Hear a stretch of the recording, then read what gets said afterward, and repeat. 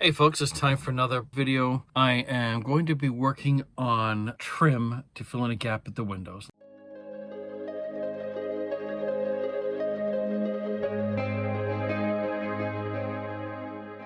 When I designed this piece here, the one thing that I really should have done, and I really don't know why I didn't do this initially, is this should have been notched out further so this one whole piece slid further in. Now, if it wasn't for the air conditioner being fully installed, I could actually take this out and it would not be difficult to do that. However, I can't do that at this point. So what my next step is, I'm going to take some plain down pallet boards.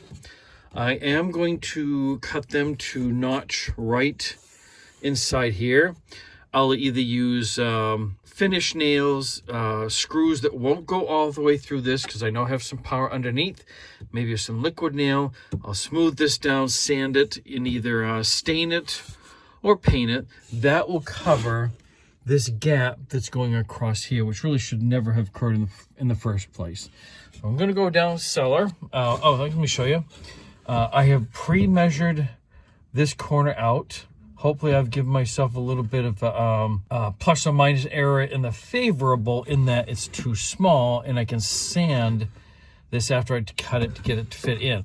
But I measured this distance here, this going in, up, and it's got to come back over this. Now eventually I need to cover this up as well. So we're going to work on these two sections. It's a little project I hope to get done, one step closer to the bus being completed. All right, so here's the windowsill as it currently is. I have that gap on this side. One thing my brother pointed out was a good thing he came over, extra set of eyes, was the not really an issue with the window as far as how far down this will need to open. Now in the past, I have set a fan here and made my own window screen, which was a pain. I really don't want to do that. I'm going to have a separate setup because now I do want to have this gap covered. I have made my notches in each side. I did have to sand down in a couple places to get it to fit just right in here. That will be this side. Again, I will cover that at a later date. The window will open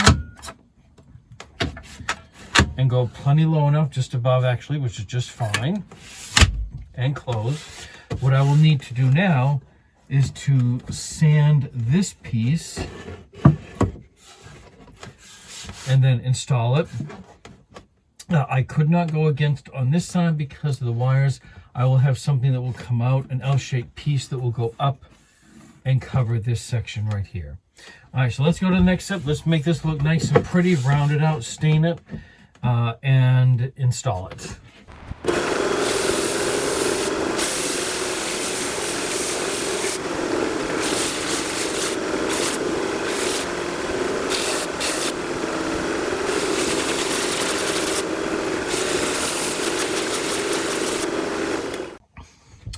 Now, for this next part, I want to make sure I use screws that are short enough they won't go down through this and this piece here. I have power running in behind, but I know it's below even this here, but I still want to make sure. So I have my wood screws ready to go. In this case, I'm going to be using 2 drill bits. This one, because I do not want this wood to split here. This one, because I do want to make a small countersink in here, and at a later date, once the second piece is in, I'm going to fill those holes with wood putty, put stain on. I know it'll look a little bit different, but it'll look nicer in the end. So I'm going to pre-drill these holes and then the countersinks, and then I'll have you watch me putting this in. Not too complicated, but we'll see. All right, I am ready to install this piece here. That will slide right in, just like that. And the reason I could not do these countersinks and stain this inside is I did not bring in my measurement out here, which is no big deal. I can still do it after the fact. I probably only needed 3 screws, but I am going to go with 4.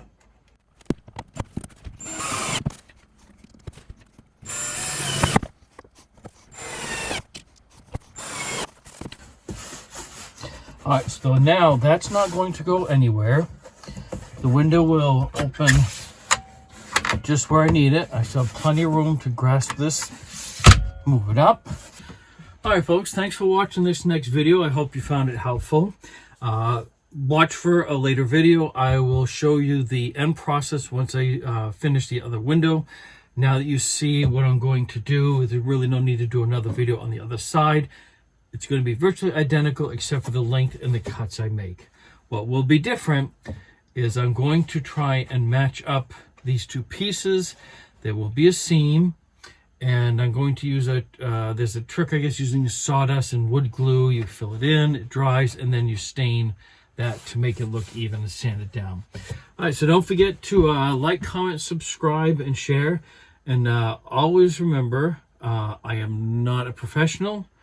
I am doing this all by learning experience, so I know engineers and carpenters will probably cringe at some things I'm doing, but it's working for me, and hopefully somebody else will see this and say, oh, I can do that, or here's a better way I can do it for my bus. So again, thanks for watching, everybody.